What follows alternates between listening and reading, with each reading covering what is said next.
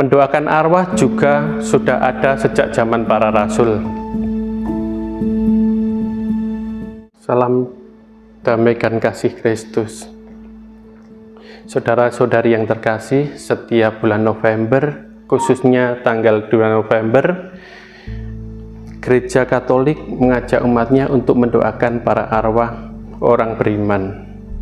Apa kata kitab suci tentang hal tersebut dan apa dasar teologisnya? Yang pertama dari kitab Makabe, khususnya 2 Makabe 12. Di situ diceritakan bahwa tentara Makabe yang gugur ternyata membawa jimat di jubahnya. Hal itu bertentangan dengan hukum Taurat. Maka mereka mempersembahkan kurban agar Tuhan mengampuni segala dosanya.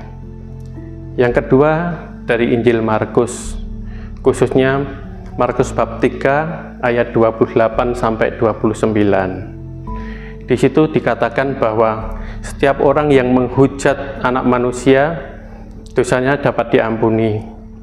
Tetapi yang menghujat Roh Kudus dosanya tidak dapat diampuni. Di dunia sekarang ini tidak dapat, dan di dunia yang akan datang juga tidak diampuni. Hal itu menegaskan bahwa pengampunan dosa juga ada setelah kematian. Yang ketiga, gereja mengimani bahwa gereja adalah kesatuan tubuh mistik Kristus yang tidak terpisahkan. Mereka dapat saling menolong.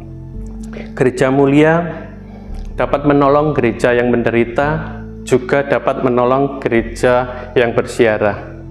Gereja yang bersiarah dapat menolong gereja yang menderita dengan cara mendoakan dan juga ekaristi.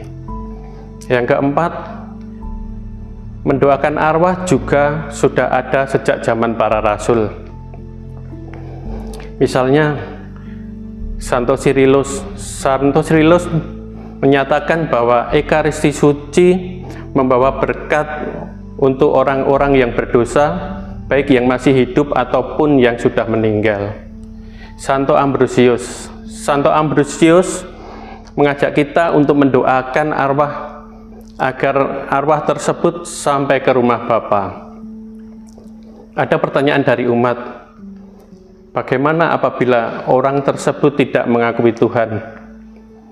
Apabila orang tersebut tidak mengakui Tuhan, tapi dalam hidupnya setelah itu mengakui Tuhan dan mohon ampun, maka Tuhan akan mengampuni. Tetapi apabila dalam hidupnya tidak mengakui Tuhan dan sampai akhir hidupnya juga tidak akan mengakui Tuhan, maka doa-doa yang kita lambungkan untuk orang tersebut tidak dapat mengubah pilihan dasarnya.